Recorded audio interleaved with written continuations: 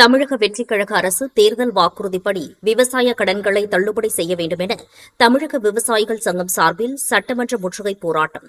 தமிழக வெற்றிக் கழகம் தேர்தல் வாக்குறுதிப்படி விவசாய கடன்களை தள்ளுபடி செய்ய வேண்டும் என தமிழக விவசாய சங்கம் சார்பில் சென்னையில் மாபெரும் சட்டமன்ற முற்றுகை போராட்டம் சங்கத்தின் மாநில தலைவர் டி. வேணுகோபால் தலைமையில் நடைபெற்றது.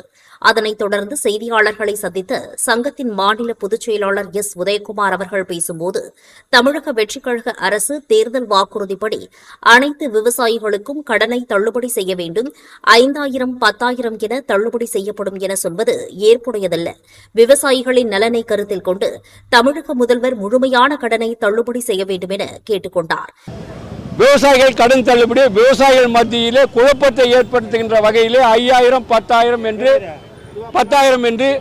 விவசாயிகள் மத்தியிலே குழப்பத்தை ஏற்படுத்திக் கொண்டிருக்கிறது.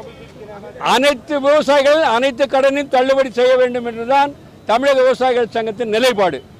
தற்போது அவர்கள் சட்டமன்ற உறுப்பினர்களுக்கு ஒரு சலுகை அறிவித்திருக்கிறார்கள். சட்டமன்ற உறுப்பினர்களே சாதாரண கீழ்த்தட்டு சட்டமன்ற உறுப்பினர் முதற்கொண்டு கார்ப்பரேட் சட்டமன்ற உறுப்பினர்கள் வரை இருக்கிறார்கள்.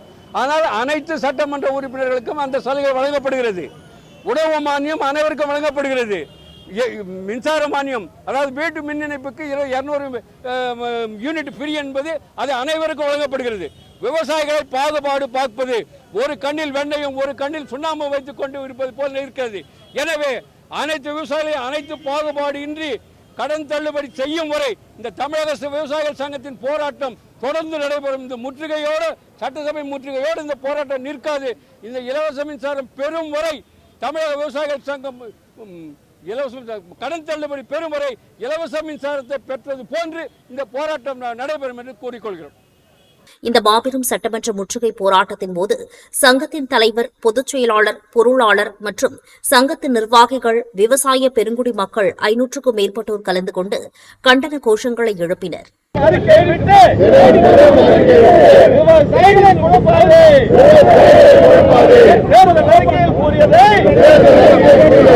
உடனடியாக